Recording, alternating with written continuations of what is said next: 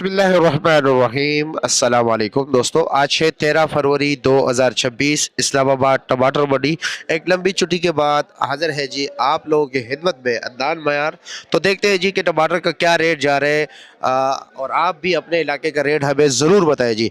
माशाल्लाह ये जो आपको जम्बो साइज टोकरी नज़र आ रही है जी, इसका वज़न होता है जी 27-28 किलो।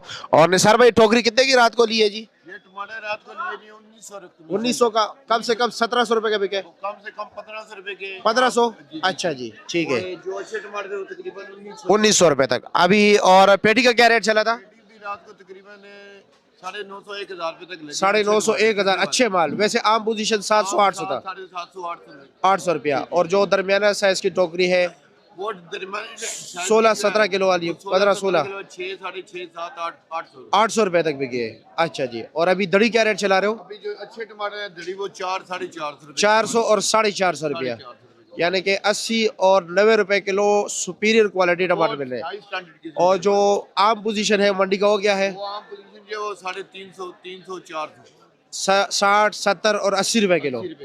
जो बिल्कुल सुपीरियर क्वालिटी है वो 90 रुपए किलो है, 450 400। ठीक हो गया जी, शुक्रिया आपका जी। आप लोगों ने भी बताना है कि जी आपके इलाके में टमाटर का क्या रेट जा रहा है, अच्छे क्वालिटी का भी और नॉर्मल क्वालिटी का भी।